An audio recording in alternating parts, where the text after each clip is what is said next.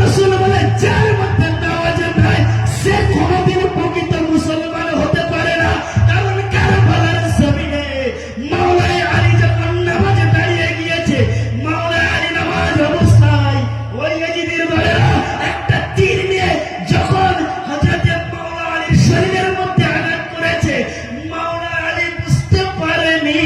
আর আমরা যখন নামাজে দাঁড়াই, যদি একটা মশা কামড়ায়, একটা মাছি যদি পায়ের মধ্যে বসে, আমরা কি করে সহ্য করতে পারি না?